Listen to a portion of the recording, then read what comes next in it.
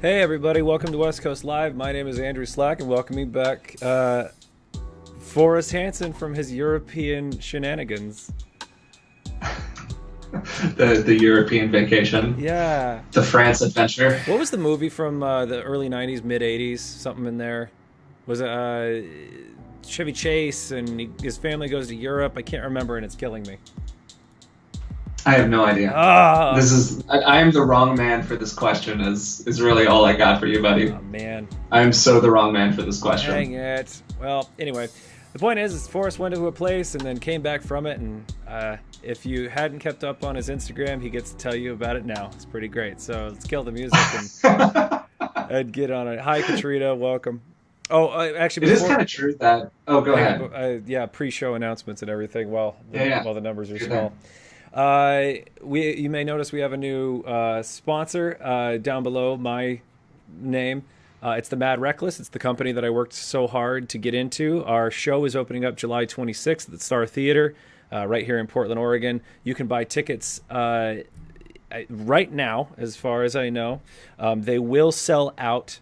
Every time my directors do something, wherever it is, it always sells out. I've had trouble getting into it, and I'm in the cast. So if you're interested in seeing something super crazy good, that's also kind of naughty, come and see it. It's not like it's a 21 plus show, and it's just one of the best things that I've ever been involved in. And I posted a link up above. You can see it there. Enough about that. Oh, and also, just as a reminder, I posted the Twitch link because I'm sick and tired of Facebook flagging us. And Twitch does. Yeah, we would really like to be able to play videos on this show without having like multiple copyright complaints. That would be kind of nice. Yeah, I got a couple more after we posted last time, and so you can't even go back and they like obliterated that part of the video, and for some reason, it's not even like I can go back and watch it on my own account. Twitch will do that, but they won't interrupt you during. You know, they're at least like, okay, baby, I'm gonna let you finish. And then They just set you up for it. yeah. So anyway, that's going to happen not next week, but the following week. Again, I'll post all the links and everything. It doesn't really affect anybody on Facebook all that much, other than if you really want to be a part of the conversation. I highly recommend getting a Twitch account. We'll still be going back and reading Facebook stuff, but it makes it easier if you're on Twitch, and it's free. Also, if you're a nerd, you probably already have an account. Okay, great. Enough of that. Forrest, tell us about your European tour. It was great. I mean, to be clear, it was almost entirely not for dance purposes. I was over there because my dad was doing some work over there, and it kind of turned into a book thing, so we were over there for that. And because, you're in Europe, why not? We also just kind of had a really good time. And I was at the French Open while I was over there, and it was a ton of fun. It's a great event. That's run by Olivier Massat and his wonderful wife, and it was a really great time. Yeah, he's the ED. That's awesome. He's the dude. I had no idea. Yeah, and we could talk a little bit if people are interested about the difference between events in the United States and events in Europe. I'm interested. I want to know. Sure. I've only been to a ton in Europe, but I've never been to a West Coast one. I've only been to Lindy Hop stuff and Balboa things and like music festivals, but never a West Coast event. Mm-hmm. Yeah, I mean, I think that, so to be clear, just as a caveat here, it's not like I've been to 10,000 European events. This was my first time at an event in Europe. I've been to events in Australia and New Zealand previously, and of course things in Canada, but it's America's hat, so it doesn't really quite count. Sorry, Canada, my apologies. I hope Alpha's not watching this right now. Yeah, I can hear him clench. But so short version is that it's mostly similarities. It's much more similarities than differences. Events run on a pretty similar schedule. They have pretty similar pacing. The real differences that I felt were less about the nature of the structure of the event and more about the nature of the dancing at the event. Both the people who were doing the dancing and kind of the style that they were dancing with. And that, I think, for me, was the much larger kind of point of differentiation. So how so? It in good ways and in ways that I think could survive some constructive criticism. Okay, mostly in really great ways. Okay, start with the crunchy. Yes, yeah. So we're gonna the good stuff for me is that man, are they more movement trained than we are? The quality of movement is like dramatically higher. It's not tremendously close, and they have a million intermediate and advanced dancers. And the reason for this is because there are fewer events over there, or there have been fewer events over there until relatively recently. It's more difficult to get points, so people live in kind of intermediate and advanced for a longer period of time. Cool. The All-Star contest that I was involved in was not a huge field. I think it was something like 15 leads, 13 follows, something like that.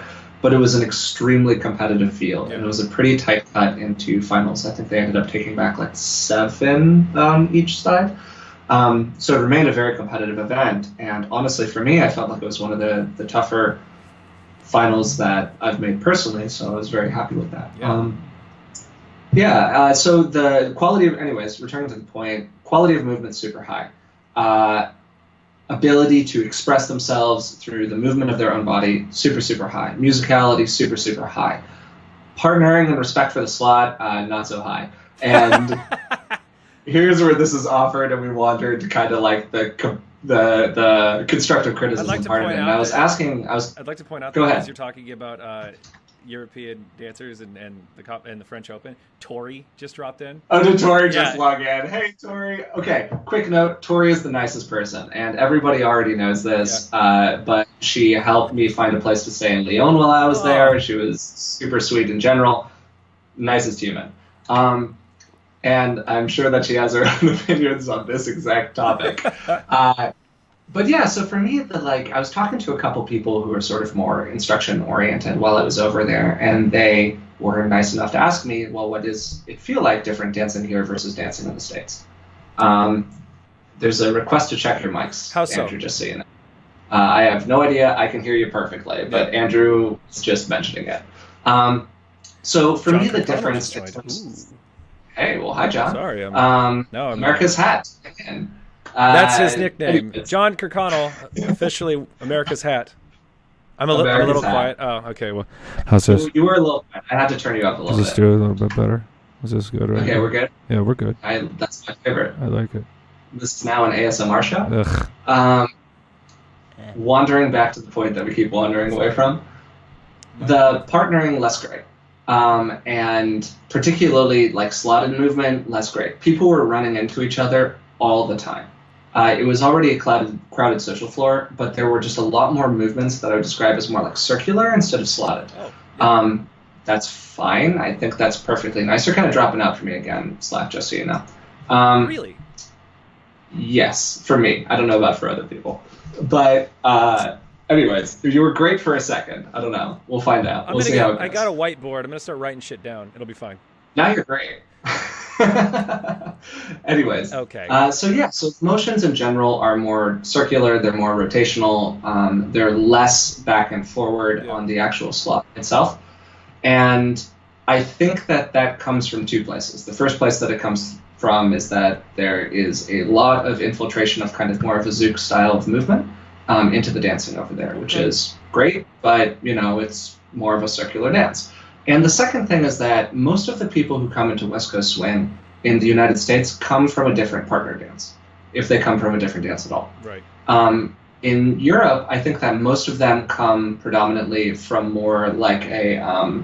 I can turn my own mic down if that makes things easier and people can kind of balance off that. I don't know what's good. Yeah, I haven't messed with my audio settings in like a year. So it might just be... We'll figure it out. Maybe I'm too loud. Who knows? Say, John Kirkconnell got my back. That's all you need. Mm-hmm. That's all you need. Yeah. So anyways, in Europe, I think that they're coming more in general from a solo dance background. There's a ton of contemporary training. There's a ton of hip-hop training. And a bunch of other kind of emphasis on that sort of solo expression and movement. Yeah. And it just sort of nudges people more into that direction where there's more of a knowledge about how to move their own body and maybe less of a knowledge of how to partner really effectively with somebody else. Hey, it's my life.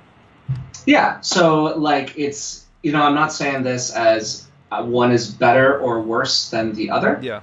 but I'm saying that I do think that there is kind of a meaningful difference between the two communities of people. Yeah, for I sure. found the kind of Australia, New Zealand dance community pretty similar to the United States in terms of basic partnering and kind of the way that people move on average and things like that. And I found the France group of people a little bit more different relative to that. So Yeah. that was just kind of my personal experience. And if you've traveled to anywhere internationally and have any thoughts on how people dance in other parts of the world, I would personally love to hear it because I'm super curious about that sort of thing. Yeah, especially if you're, just because I've seen you in the chat today, if you're Andrew Sinclair, John Kirkconnell, or Tori, because you, Someone who's really good. Yeah. yeah, I mean, I guess my question for you is, I don't know who the teachers are in those crowds.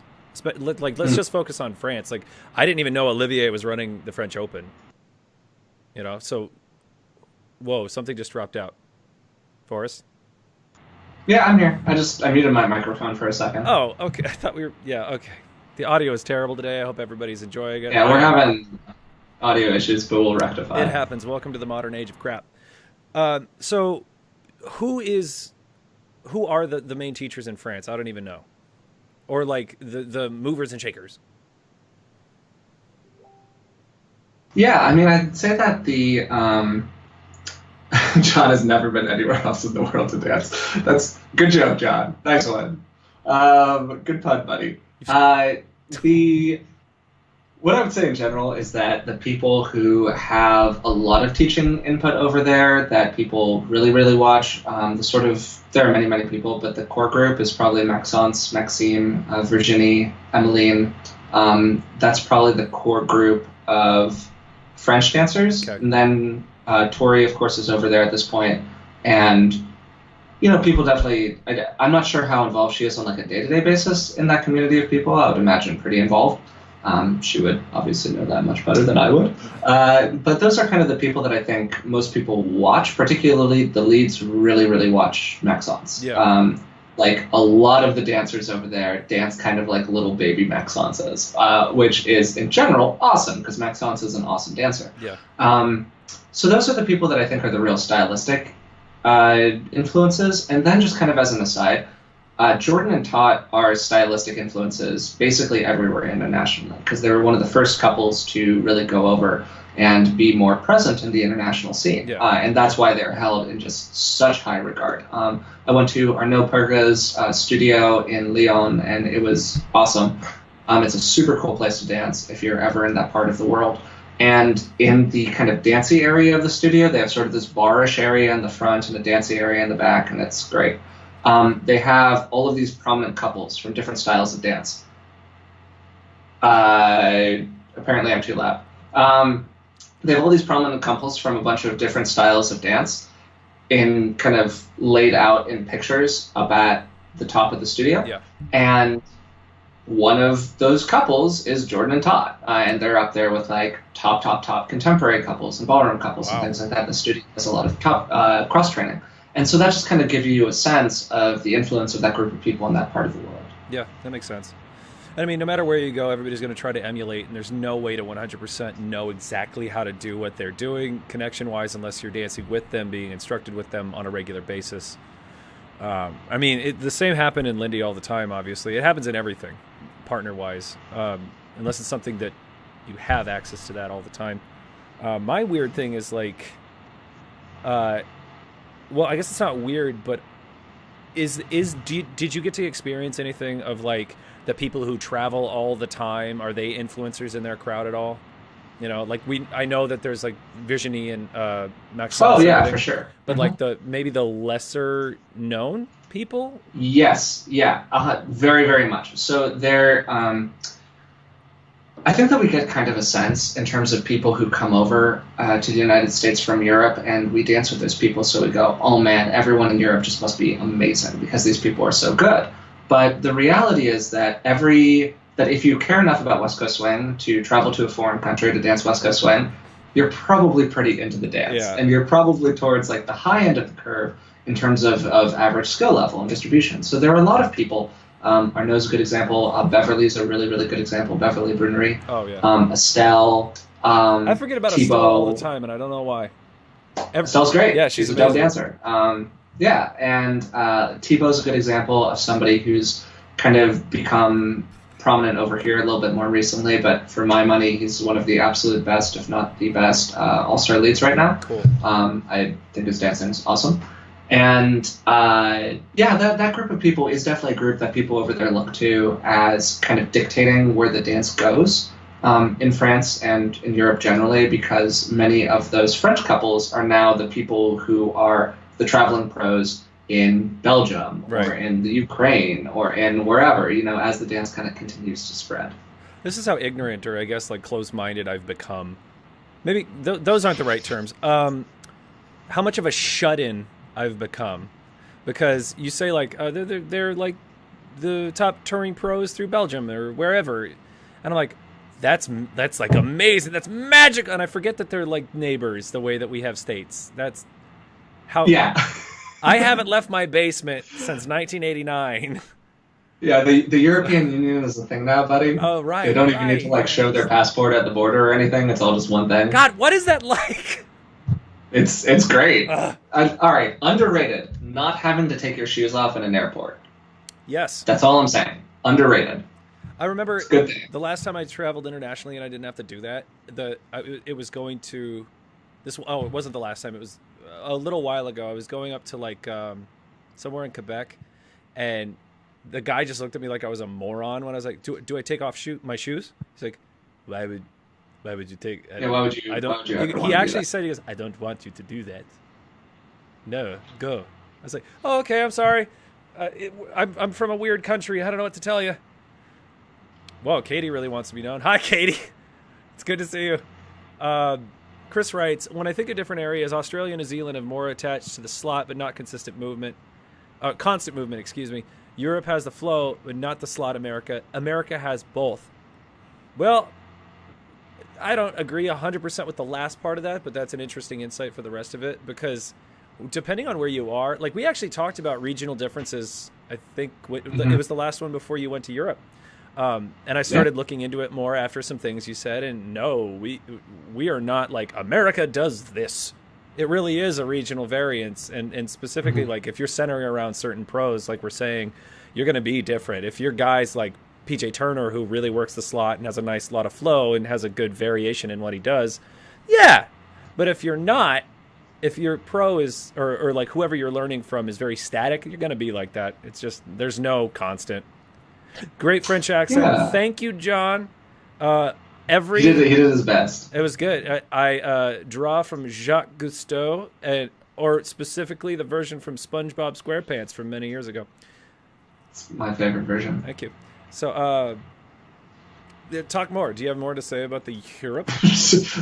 Talk more. That could get me into some trouble. No, honestly, it was a really fun event. They had a really great pro show. If you want to look up like a really good example of what a pro show can be in terms of just entertainment value, Nice. French Open 2018, it's on YouTube. I would totally advise it. We would share it here now, but then we will get taken down by the thought police, Yeah. so we can't do The that. thought police?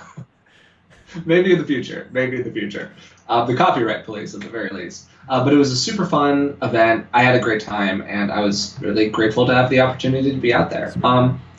We could definitely spend more time talking about the, does the United States have both question, which I think is, It's a great question.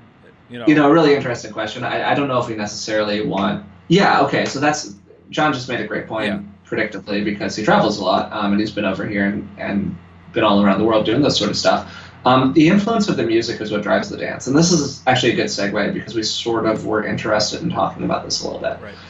The songs that we dance to are what make us dance with a given style. If you watch videos from 1990 or the late 80s or something like that, when they were dancing to a lot of disco music, the dance looks kind of like hustle, because disco and hustle were what people were dancing to a lot. Yeah. If you watch videos from 2008 or 2006, when there was a lot of that kind of like heavy R&B backbeat, the little coon, coon, Yeah. coon, coon, like Timbaland sort of vibe going on.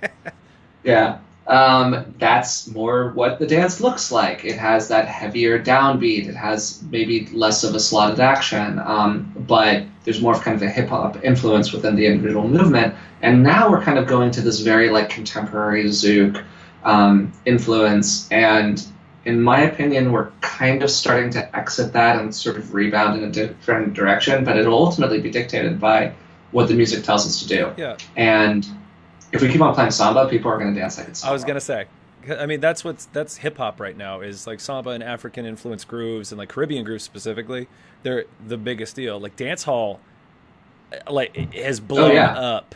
If you don't know what dance hall is changing the game. Yeah, I highly recommend, just for like your own personal education, go look up dance hall, specifically the dance hall. It's super cool. It's really fucking easy to get into, and it teaches you a lot, just how to move your body in a different way. But the music kind of, I was talking to Brandy about this really briefly a little while ago, and without like saying what she said, the conversation sort of centered around like, it's really great, but that's not like West Coast as a movement style. Like in order to marry it's a lot more difficult than like, say, like you learn jazz technique, or you learn like even like more smooth hip hop styles and stuff, like turfing or whatever.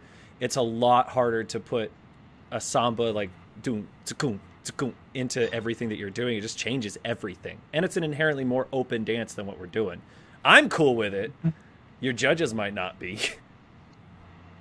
Yeah, that's really the difference, right? It's about, for me, like, I think that the power of West Coast swing fundamentally as a dance is that we get to dance to contemporary music. Yeah. Like, that is our competitive edge as a partner dance. There are very few other partner dances that are danced to truly contemporary, what they're playing on the radio music. Yeah.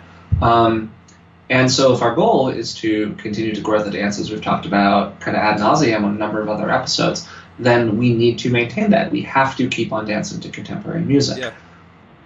But when we do that, that means that sometimes the actual nature of the dance gets sort of infiltrated by that music. Yeah. And the big push-pull that we're kind of dealing with right now as a community is like, how much is too much? Yeah. And how much do we want to allow that dance hall or samba or hip-hop or whatever to get into the actual basic movement of West Coast swing? And for me personally, I think that there are like a lot of very reasonable, and perfect timing, Victor just joined. There are a lot of like very reasonable opinions on how much is too much. Yeah, I mean, it does come down to opinion though. For me, I don't personally care, because West Coast is such a freeform weirdo thing anyway, whether it's the music or it's the dance or the crowd of people. There's so many different types of people. I don't care. What I care about is when it just starts to 100% look like another dance. Like you can say you're doing anything. Like I actually have to deal with this a lot with my kids, my children, my ballet kids. When it's like I'm teaching them my babies, I churned out a dozen. They're good. I got a whole basketball and football team on the way.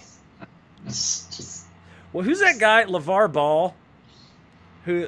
Do you know anything about we're not doing this right now. I'm not gonna get into it, but we're not doing this. I want everyone to go and Google when the show's done. I want everyone to go and Google Kenan Thompson, LeVar Ball. Best thing ever. Shout out to Mike Anderson in the chat. Shout out to Mike Anderson. That's all I'm gonna say. I don't know why. Mike Anderson is a huge Lakers fan, gotcha. And we have talked about LeVar Ball ad nauseum. Yeah. Okay. Yeah. Anyway, what was I talking about? When I'm talking about it's a weirdo thing, and you don't care. Right. My point was just that, like, maybe we should teach people how to dance to the different types of music. Like, instead of getting so up in arms and uppity in general about like that's not West Coast, like, or whatever. Just teach them how to do stuff to it and how to adapt it, and everything will be better. Like, don't come with prejudice in general. Learn about a thing, ask questions, figure out how it'll fit.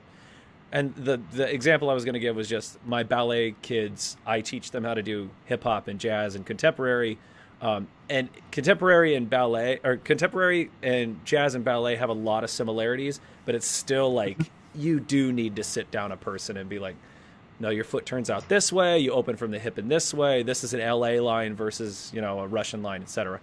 So yeah, be passionate, learn about stuff, normal things. Mike Anderson, I'm here. Okay, cool. Welcome. he is present. No, I mean, I totally agree with you. And I think that for me, if you're at this point in the dance, if you're somebody who takes the position that if we're not dancing to blues, we're not dancing West Coast swing, Yeah, that's weird, um, man. you're just you're just you're out of the times at this point. Like the toothpaste is out of the tube. We're not undoing that. Um, and the point of West Coast is that again, it stands to contemporary music, and as what is defined as contemporary changes, the music changes, which means that the dance changes. And Victor had an appropriate response. So it's just a bad position at this point, frankly. And so I try to humor people who take that position every once in a while as a DJ, but I don't want to really spend all that much time with that mentality because I think it's a negative mentality. And the point that you were making about don't complain about the music, teach people to dance to the music is really the most important thing you can do as an instructor. When you get questions from students about, oh, should we be dancing to this? You can offer an opinion about it, but the most useful opinion is maybe you can decide for yourself whether or not you want to dance to it. No one's making you dance to it. But here's how you can dance to it if given an opportunity. Yeah. Yes, and John is right. Blues was not even the original thing people were dancing to, so stop saying that it was because that's not true. So, anyways, this is a conversation that could spiral a little bit. I can hear you getting heated up, which is my favorite. I'll tap it down. No, I love it. I don't like. So we keep teasing like having a music show, specifically talk about DJing and dance and music and everything for this segment. And I cannot wait to see your, like the bubble over that will inevitably happen with you. Or at least let the little green rage monster out. It'll be good. No, it'll be great. And for that, I'd love to get Victor. I'd love to get, Brian and Lance and sure. We'll have multiple of those probably, but anyway, that one will happen at a later date. We'll figure it out. We're actually talking about structure for the show and different time slots and that sort of thing. More on that later. I want to give a shout out to Christine Pita, who just showed up, who is a local celebrity here in P-Town. And yes, if you want to have the most joyous, awesome day, follow her on Instagram. It's just solid gold. Very positive. It's very positive. It is a very positive space. Yeah. So let's answer some questions. Forrest and I talked about doing a mailbag day, basically, and which is super cool and intriguing. So if there's questions that maybe we're not getting to in the show, because we have opinions, we have a tendency to, we're only human, we have a tendency to go around sort of the same axis all the time. Feel free to ask us those questions in the chat during the show or outside of chat. We have a few from Pierre, who's an amazing presence in the chat all the time. I don't know if he's here today, but thank you for posting. And he wrote, he wants to talk about the evolution of the style of dance in relation to the type of music, which we've been doing. The style of music, I don't know, maybe I don't know how to read that. Anyway, types of moves, outfits, shoes, and boots. So actually, that would be cool if we could get somebody on here to talk about fashion in West Coast. Woo! Fuka Took is now following. Thank you. Right on. And how does this all interact? So that's one option. I'm going to tell you right now that. Oh no, we can. Let's graze on. Let's just like glance past fashion, because you and I don't dress the same way. That's for damn sure. Let's talk about. Yeah, he's actually in the chat. Pierre, if you want to, you can expand on any of kind of what you intended us to engage with from these questions. I'm not sure if I'm exactly like what anyone would describe as a real authority on dance fashion, so I'm not sure if I'm. I 100% think you are, because I don't. When I go in MC, I look good. No, hear me out. When I go in MC, I look good. I get up, I got like my Henley on or whatever. Depending on the thing, I'll dress up, blah, blah, blah. But leather jacket. Yeah, but Forrest, like you get out there and you're dressed to the nines. You got a suit on. Oh, yeah. A fine tie. Yeah. Like we handle shit. If you want to talk about like how to dress pretty at some point for some pretty dress up thing, I'm happy to be here for that. I just don't know about like quote unquote dance style. No, I think you do. I think like you have different dress for different situations. So Okay. let's talk about this. What goes through your head when you want to get up and MC? Why do you get in the suit? What is your battle attire when you get on the line? I'm dead serious. What is the This is so costume? not what I was expecting to talk about. But Me okay, all right, neither. let's do it. No, I like it. I'm gonna try to wrap this around to something dance related if possible. It's totally dance related. Sure, And yeah. this is a Um, this show is for the community. It's not necessarily like today we must talk technique and therefore loafers versus wingtips. Today we're covering Forrest's MC attire. We are. Yeah. Okay. Well. Yeah. I'm gonna do this a little bit, maybe a little bit differently, but I'm gonna try to respect the question because I respect you.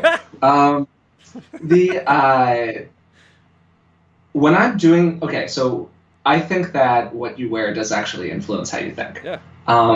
And if I'm doing different things in a work environment, whether that's I'm working as an MC or I'm working as a DJ, or I am working as a competitor, which is in my mind a kind of working. I take it very seriously. Oh, yeah. Or if I'm judging or teaching or whatever, I definitely give a certain amount of thought to what I happen to be wearing. And we've done a lot of conversation in the past about body consciousness and not getting dragged down by sort of body related issues or things like that. So I understand if this is like touchy material, but the way that I approach it is from a very positive kind of perspective in general and looking at it kind of as a way to empower. Right. Where if I wear something that makes me feel very comfortable and good in whatever it is that I'm doing, I'm probably going to perform that task better. So for MCing, I try to kind of dress up a little bit. I'm almost certainly going to wear a blazer or a suit or something where at the very least I'm not embarrassed to be standing in front of people with a microphone, Yeah. because standing in front of people with a microphone is kind of an intimidating thing to do, to be honest. A lot can go sideways when it's just you and a microphone, as we've learned from this program. I don't know what you're talking about. So, yeah, I don't know what you're talking about. So that's sort of thing one, is that I try to dress appropriately and kind of like measuring that into more of like a competitive space sort of thing. There are a lot of different dogmas about what you should or shouldn't wear in a competitive environment. And my only real dogma about what you should wear is that it's something that you can feel extremely comfortable in, that doesn't impede a judge's ability to assess your movement. Yeah. That's kind of all that I care about, like from like a dance fashion or style perspective. Do I think that, I'm just reading Pierre's comment right now, so to make sure. Yeah, I mean, I do think that the point that he's making, that the style of the dress is kind of influenced, it seems, by the style of the music that's getting played at the time. And that tends to drive the dance in a certain kind of direction. Like, it's gotten so much, like, if you watch like Boogie by the Bay, 2008 or something, or if you watch the like the RJ and Brandy video, that's very like the Masquerade video from Boogie by the Bay, and just look at what everyone's wearing, and just hold it in your mind, and then pull up a current video from Boogie by the Bay in 2017, and look at what everyone's wearing, and you're going to see two very differently dressed groups of people. And I do really think that kind of has a certain overlap with the way people are dancing these days. And I don't know what the chicken and the egg is here, but it's very, very clear that there are some like stylistic influencers who are sort of moving the dance into that more kind of more of a street direction. I would say in general is that we've moved from being kind of more of a studio dance in terms of how it's approached to more of a street dance in terms of how it's approached. I don't think that's a good thing or a bad thing. I just think it's a thing. Yeah, and different conventions are going to be different, or competitions. I hate that I define everything by competition or by convention. Anyway, and just like pop culture, just like the mainstream, you'll be influenced by your celebrities. So if you see right after RJ went and did the RJ and Brandy danced, that specific style of slack got really popular for follows, and 100%. Everybody was wearing fucking fedoras because of RJ. Like, it's a whole thing. White vests were a really big deal. It just really depends. And now, maybe because everybody has more access via the internet and whatever, fashion seems to be branching out.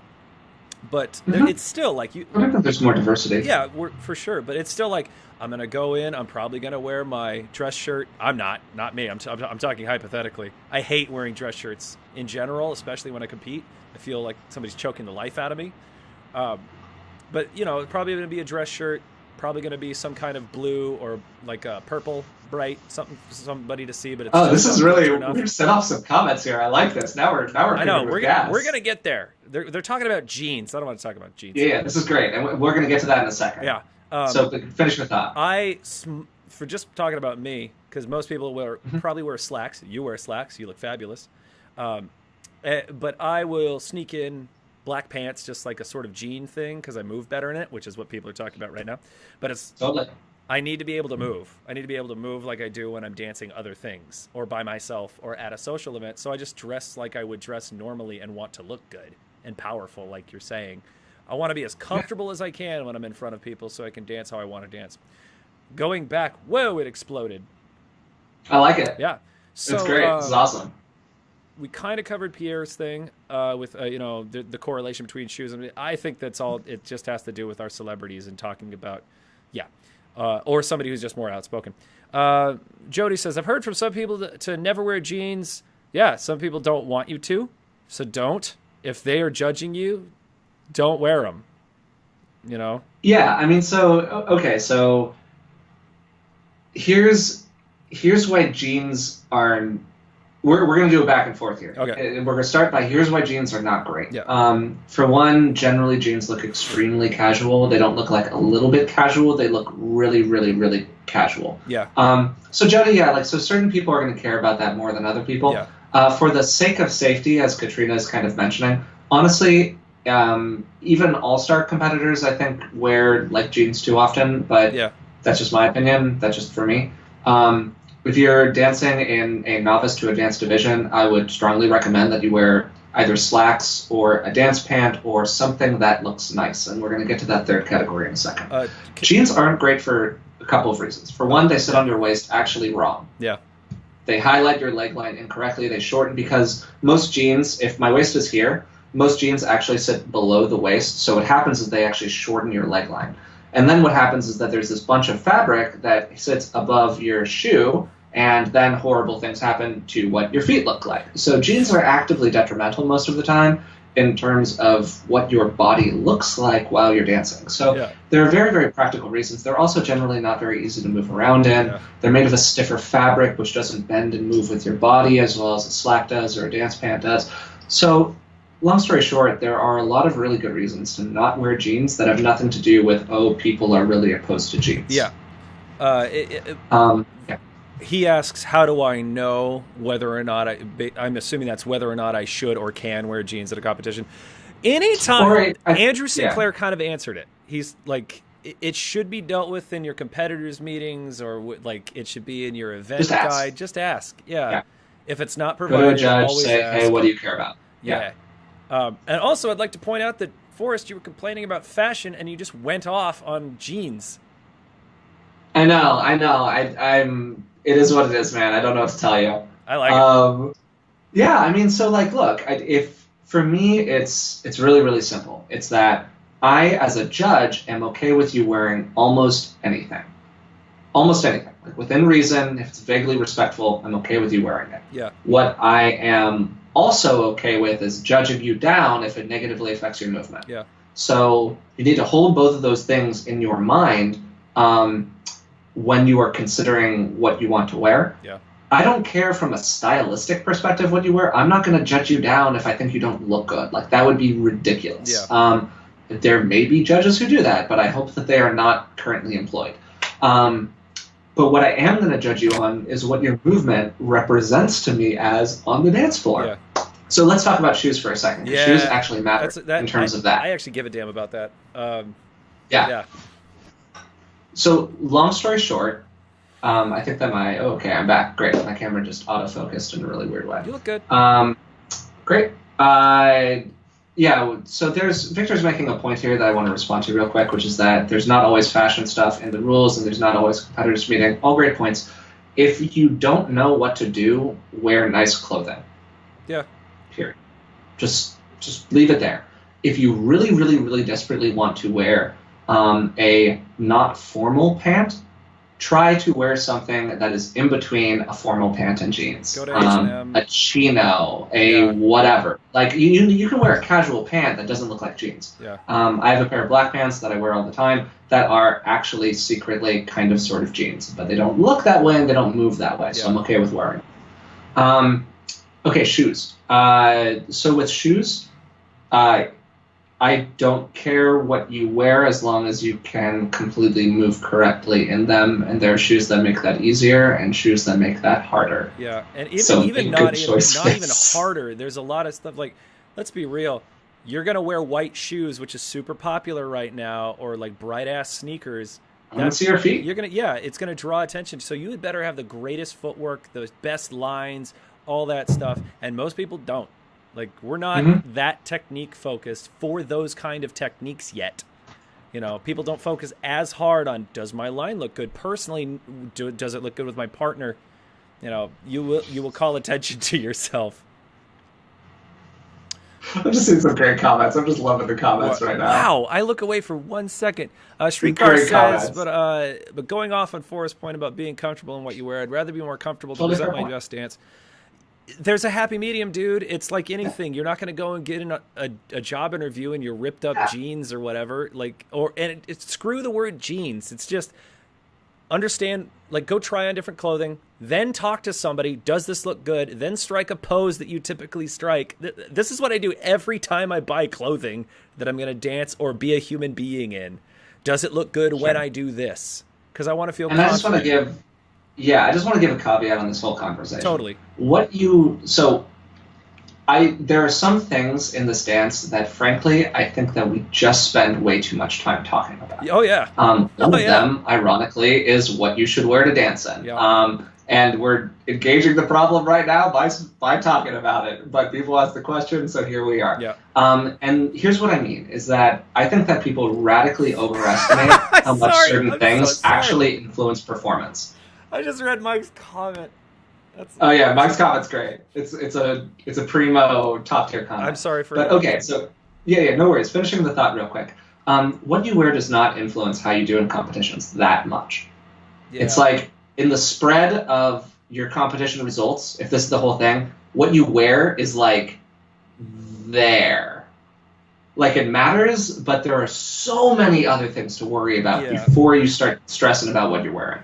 I promise you that it's not that you didn't final because the judge didn't like your orange top. I just promise you that wasn't why it happened. Okay, there were maybe it was because you were wearing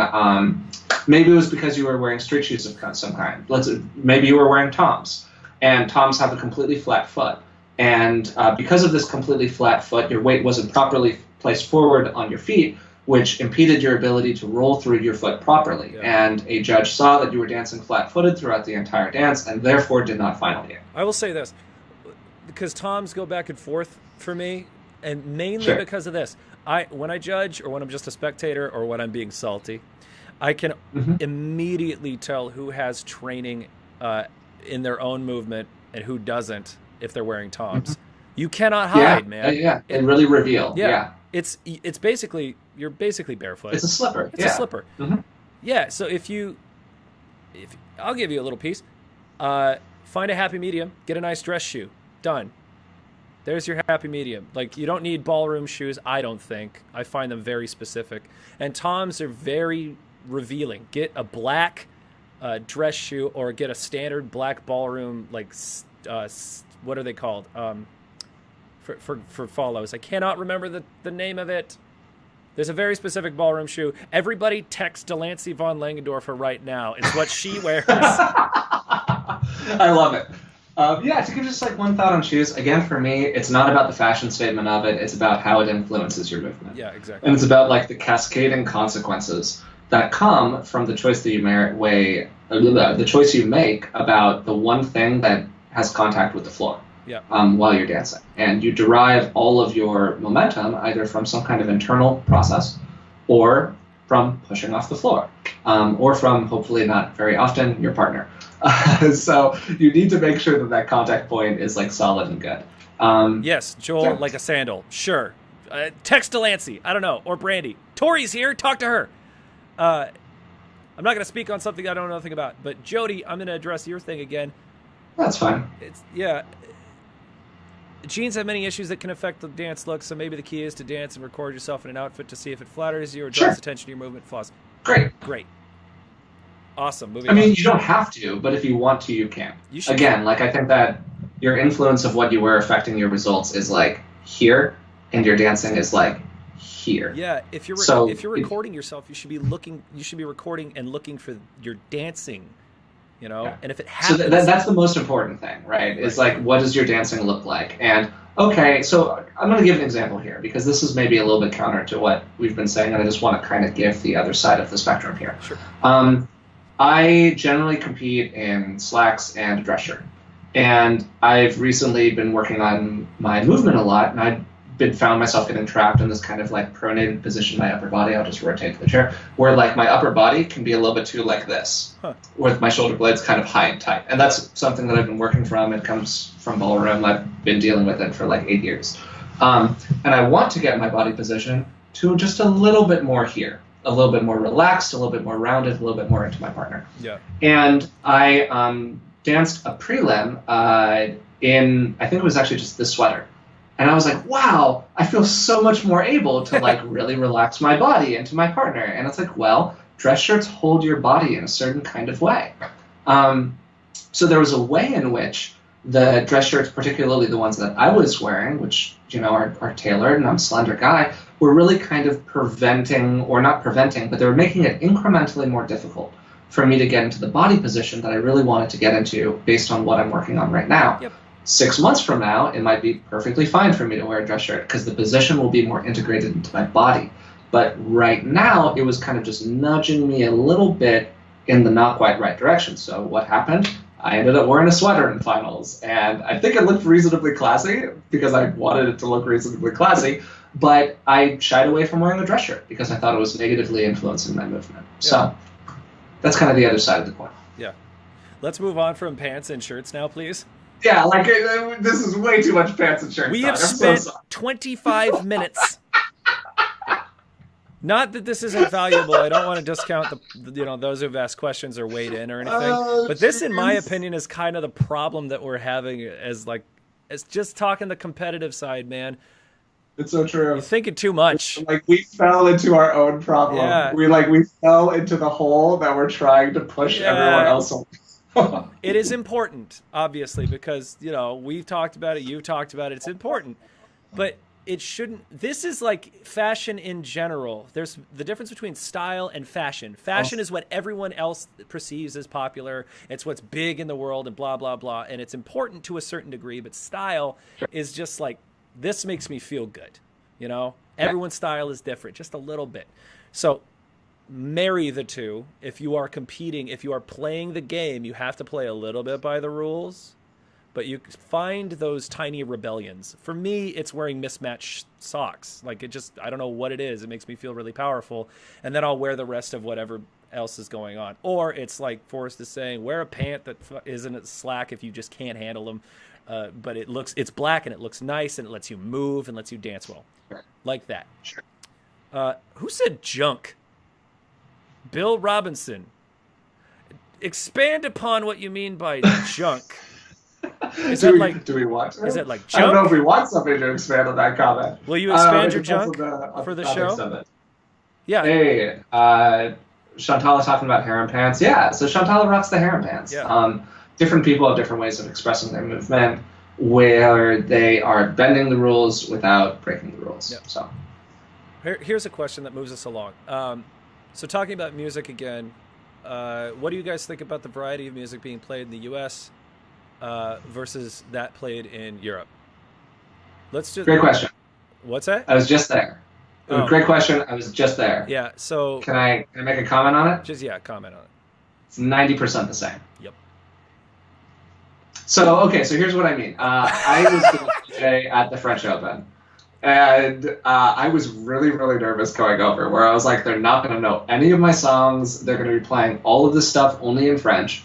And I'm going to press play, and everyone's just going to leave the ballroom and never talk to me again. Ooh, I like I it. walk into my first social dance, and literally they're playing all the same songs. They're playing Khalid. They're playing why am I forgetting her name right now? Anyways, they're playing all the same people. They're playing Cardi all of the same B. radio stuff that we play here. Yeah, they're almost all of the music was in English. I would say that 98% of the music that was played was in English. Sure. Very, very, very, very, very similar. The one point that I think that Victor's pointing to is that overseas they do play a lot of that more dancehall influenced music. They play a lot of dancehall. They play a lot of zouk. They play a lot of music influenced by alternate dance styles. And so that does kind of continue to nudge their stylistic approach and kind of a little bit more in a little bit more of that solo dance direction that we were talking about a little bit earlier. So that, I would say, is sort of the biggest difference for me, is that you get more music from other dance styles getting played. But honestly, I would say that 80+% of the songs that were played were things that I hear all the time in the United States. I'd like to thank whoever made the Fashion Advice Live image. Oh, it's so good. It's so good. Joel is a genius. Joel, you're wonderful. Joel's my homeboy. Feel free to share that with everybody. Please share it. It's so good. It's so true. Oh my God, I'm so ashamed. I love it. Why? There's nothing to be... Baby, you know fashion. You are one of the most well-dressed humans I know. And anything that... I mean, it's... We went on a serious tangent with that compared to what I thought we would, but... Sure. Yeah. No. It was. I tried to make it somewhat applicable to people's it's like. Huge. And like, if it's important enough to talk about that much, obviously it's important enough to talk about that much. That's a. When we upload this video, we're changing the title to Fashion Advice Live, just so that you know. I actually would love to have a fashion, show at some point. Not like a. Actually, spoiler alert: I am working on a fashion show. Just throwing that out there. But to have like somebody on here who is more fashion and style conscious than what is maybe considered the norm in West Coast, it'd be kind of cool. All topics are good topics, baby. And so, I really want to know what that guy... We're topic agnostic here. I really want to know what... You don't want to know. I do. I want to know what he meant. Back away slowly. No, Back away slowly. I licked the Do not salt, engage. I want to know. When the trolls are under the bridge, you don't go under the bridge. You go over the bridge. I like poking a troll in the eyeball and seeing what happens. Over the bridge. I want it to get pussy. Over the... Shout out to Yenny and Warren from Chauncey. Last night was the final dance at WNY Warehouse. That's actually Forrest. You danced there for years. Like, do you want to? End of an era. Yeah. No. I mean, I would be super happy to talk about it. I actually couldn't make it last night, unfortunately. I had just come back from my trip. Yeah. So I missed the final kind of anniversary party that they had, and also, or not the anniversary party, but their kind of going away party. Yeah. And then last night, which was the final night of dancing there. To be clear, they are just moving. They're not ending. Yeah, they're moving to Dance Art Studios, which is actually my ballroom studio in a true twist of fate. Anyways, but so yeah, I've been dancing at the Warehouse for 7 years, I think. Basically, I started there. It was the first West Coast thing I ever went to. I think that the first time I went was actually to Thursday night, which was Jason and Yvonne at the time. Yeah. And then it just grew and grew and became really a stalwart in the West Coast community in Northern California for the better part of 10 years. And, that space will definitely be missed. I think that the energy of it will hopefully continue on into the new space. But it was a really wonderful place to dance. And, much love to Warren and Yenny for making that such a great place for people. Yeah. I thought it was closing down completely. People need to learn how to write things on Facebook. It's like, it's like the announcements of like, I don't know why people think it's funny to screw with people about getting married or having a baby or any of the big ones, or like, I have some really tragic news, and they just leave it. Vague booking, I believe, is the term. Vague booking. It is a crime that should be punished. There. And I'm a fan of the unfollow button personally. I love the unfollow button. There are people that I love with all my heart that it felt so good the day I clicked it. And I just talked to a person. Yeah. You know? Yeah. let's see here. I want to say something about the social dance music and all that, the stuff, because we do not have time to get into this right now, but I really want to talk about censorship. Not today. Oh, okay. Not today. It's too big a topic, and I know that you and I think a little differently on this subject. It'd be really great to get into it. Maybe next week or something. We might. I don't know. We do. We've talked about it before. What do you think? I don't know. What do you think? I personally think, like, what do you mean with regards to censorship? I'm talking like, okay, this is what I'm talking about. It's a broader topic. There's like 4 points I want to hit on when we actually do it. But essentially what I want to talk about is, playing sexual, like explicit, not even sexually, just explicit songs. Yeah. How, like, and where's the line?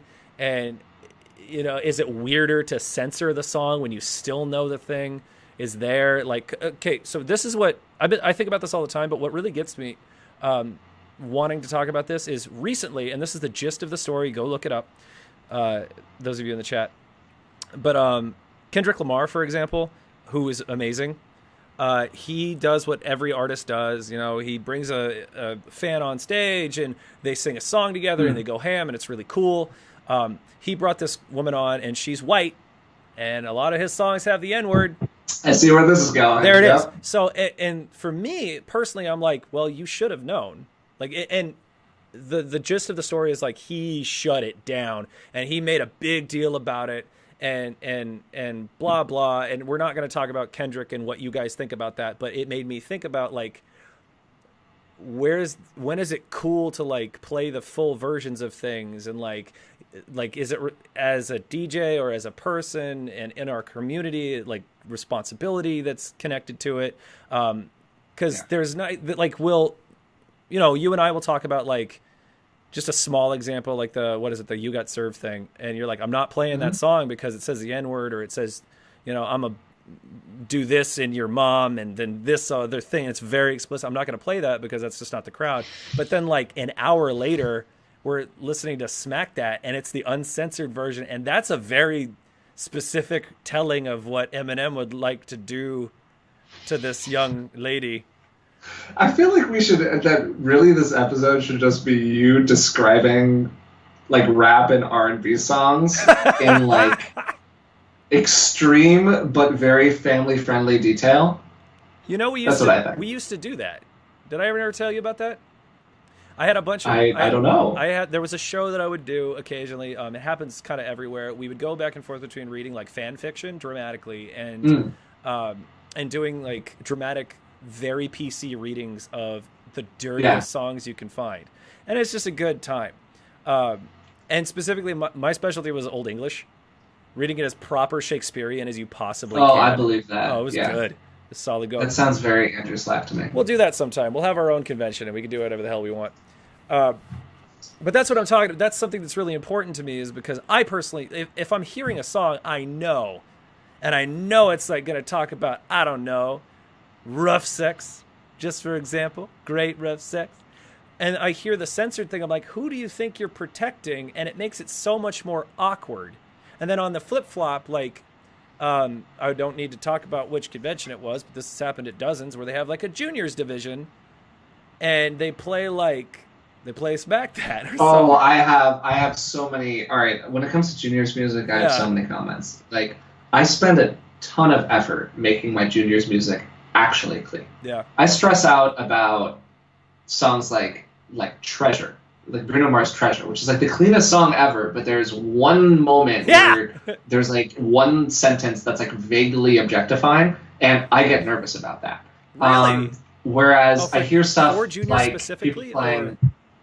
Oh, for junior specifically. Okay.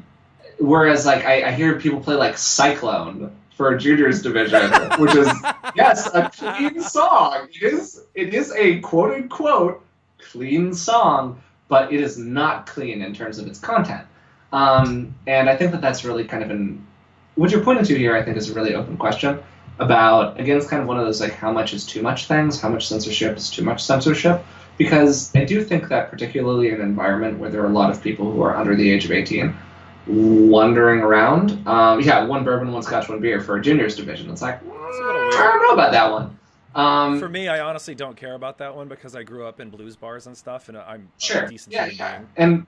And different people have different experiences with that kind of thing. And I think that all those experiences are on their own valid. And I do think that it is, so this wanders us into a much bigger thing, and we have to kind of come to a close, but just to make like one quick comment on it, did I play, I don't think I ever played Super Freak when a minor was competing on Champs, but I think that I did have one snafu. I think it was Bryn. I think Bryn was in a Champs division, and I played, God, what did I play? It wasn't, I can't imagine it was Super Freak. Maybe it was. But it was something that where the moment I played it, the audience starts cracking up, and I go, wait a second, how old is this person again? And then I go, oh God, what have I done? It happens to everyone. Yeah. But in general, I try to put a lot of effort so that doesn't happen again. Anyways, kind of looping back to what I was saying a second ago. How do we not have a shirt that says looping back to what I was saying? I know, it's literally all that I say. We need a hashtag for Forrest looping back. I can't help myself. I'm so sorry. Loop on back, baby. Yeah. It was Nicole, and Tara started yelling at me. I believe that. That sounds right. I mean, it was the after party. Everyone was very loose about the music, and Nicole was like 17 or something at the time, and I think I may have been a little bit too aggressive with my musical stylings. And there's another point, actually, is like, since Nicole is like, she was a pro essentially, she had competed forever. She's in this scene. She's what, I'm forgetting the word. She's entrenched, as it were. Yeah, it's not like she's aware of what's going on. Yeah, I want more things to talk about.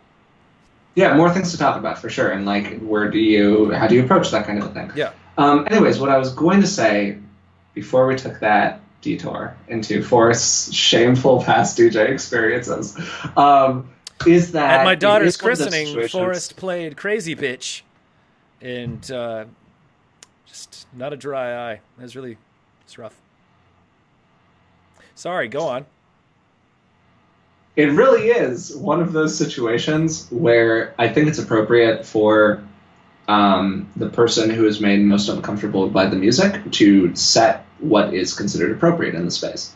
And that I don't think is always the case about everything, but I do think that this is something where if there is a parent and there is a 14-year-old kid in the audience, even if they're not competing and it's, a champions final or something, they're sitting there watching it, that parent is allowed to say, hey, here's what I'm okay with my kid experiencing. Because technically, we have to be a family-friendly event in that kind of an environment. There are some statements that I think would be unreasonable. Like if you're going to say, okay, we can't play Chunky anymore. What? Yeah, I'm just giving it as an example. Is Chunky dirty? Did I miss the boat there? My point is that it's basically very, very clean, but there are some phrases in it that are definitely pretty objectifying and like pretty insinuating. Sure. And I mean, it's hip hop. What do you want? Like that's what they do. Yeah. For better or worse. That's every genre, man. With rare exception, it's either about murder or passion or sex or love or whatever. And I totally agree with what Victor's saying here, which is that look, I mean, I hate to be like these days, because this has been something that's been going on for 30, 40 years. If you can turn on the radio, you hear this stuff. Yeah. It's not like this is the first time that somebody's being exposed to this kind of music, unless they've truly been profoundly cloistered through their life to this point. Yeah. And I think that that's reasonable to kind of factor that into the mental calculus that we're doing here about what's appropriate to play. Yeah, for sure. And we unfortunately have to be done. So do you want to wrap up what you were saying, or are you good? I think that was more or less it. And as a good final thought with regards to appropriate music, Victor makes a great point. 90% of blues music is about love and loss, if not 99% of blues music. And if you actually sure, the language might be clean in terms of they're not dropping a lot of swear words per se, but the content is so not clean if you actually listen to what they're saying. Yeah. And so it's just really interesting what people decide to care about. That they'll care about one 4-letter word really profoundly, but you can pen a 15-minute blues solo about making love to your guitar or whatever. Like, where are we really drawing the or line? getting hammered or doing drugs or whatever. Sure. Shout out to Kindle. I mean, we play cocaine like all the time. Oh, all the time. Just tossing that out there. All the time, cocaine. Yeah.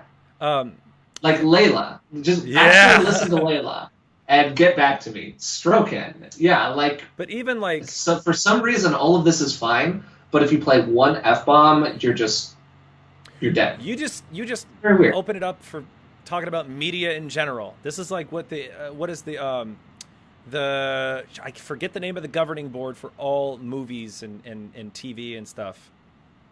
I know what you're talking about. Yeah. But that's been a conversation ever since it was created. It's a bunch of like uptight parents essentially who are like, our kids need to be protected, and all that does, for me, is build this taboo around it that makes it delicious. Totally. So, and I mean, people are throwing around a lot of great examples in the comments. I mean, Sweat is probably the best example. Sweat literally is for anything from Michael Jackson. Yeah, literally anything from Michael Jackson, literally anything from Prince. Sweat is played for like 20% of Champions divisions, as near as I can tell. It's played all the time, and it's actually the filthiest song ever. And I also hate that song, so stop playing it. And thanks. I kind of like it. I hate it. I hate it so much. It's hate that pretty filthy. Ugh. Yeah, well, there you go. See, dropping F-bombs left and right. And Joel had a great idea. I'm going to leave you all with a fashion tip for the week. Okay. This is for the guys out there. Oh, God. I'm going to get real close with you guys. I want to have a nice, intimate conversation with you, okay? If you're going to wear a tie, wear it long. That's all I'm going to say. If your tie ends here, you've made a horrible mistake. Tie right above belt buckle. Bring back the short tie. Short tie, tiny tie. No short ties. I want your tie to be shorter than a bow tie. I want it to be like this thing. I want it to be like an enamel. I was going to say something, but then I realized that we had to spend a whole time talking about like explicit content, but I was going to make an example about relating a tie to a certain piece of male anatomy, and if you're going to wear it on your chest, don't make it short. You can say penis on this show, Forrest. We're adults. It's all right. There we go. Wow, man, come on, man. Like, Hannah Meyer writes, Did you have to make that comment the moment that Hannah joins, like the scion of the juniors program? Really? A little bit. It's fine. I think you're all talking about unclean music for comp songs. I read the comments I can see right now, and most of them are saying they hear "Where's at Home." It still doesn't make it right. This is why I want totally agree. So for the record, I totally agree with Hannah. That like just because other people are jumping off the bridge doesn't mean we have to jump off the bridge too. Yes. Yeah, but it's about what do you consider jumping off the bridge, and that's where you start to wander into the more interesting conversation, which is totally what you're pointing to here. Right. I mean, this is where I'm saying like I want to have a bigger talk about this because you and I will not agree. Yeah. No, I think it's great. It's a perfect example. And I'll seed it by saying like when I go to a foreign country, I don't expect them to learn English if that is not their native thing, you know? Sure. And I want to explore this more. We cannot. We can have a whole show about that. And I would love to, because I love your opinions, and Forrest has a really great way of talking about this that always makes me go, yeah, okay. And that's and I hope that people who watch this show take away specifically how he and I interact, and specifically how Forrest just explains himself, because Forrest never shuts down what we're talking about. Yeah, it's always, this is what I want to see more of. This is one of the reasons that I started this show, and specifically that I snagged Forrest for this, is that we need to learn from each other. There is no right or wrong. We need to have a conversation and not shit on each other for it constantly. And it happens a little much, so I just want to say, welcome back, baby. And thank you so much. Oh, thank you. That's so nice. Well, you're the man. Thank you so much for being here. Thank you, everybody. We have to end. Thank you, everybody in the comments for joining. Thank you, Hannah, for giving your 2 cents at the end. Thank you, Kindle. Thank you, everybody who was here. Again, to our... Thank you, Andrew Slack, for hosting this wonderfully successful West Coast Swing extravaganza talk show. I do have to say that, like, within the short amount of time we've been doing this, we've got an okay following going. Thank you. I have been thoroughly surprised and unexpected by the amount of just comments I've gotten from people in real life saying, Really? thanks for doing the thing. Yeah, like I've had so many people walk up to me at events and being like, oh, like I really enjoyed the thing. Or like have a comment about something to talk about on the show, or a way that, a response that they had to something, that a disagreement or whatever. Just like, it really kind of has surprisingly reached people, and that's not intended as like a pat on the back for us or anything like that. It's just a statement of that it's really great that people have, and a statement of appreciation to everybody who watches it. So thanks for sharing it. I am going to take the selfish way and go this. Yes. All right. And on that note, we have to get out of here. So we will be seeing you guys again next week. We're going to do a live version of this. However, we need your help.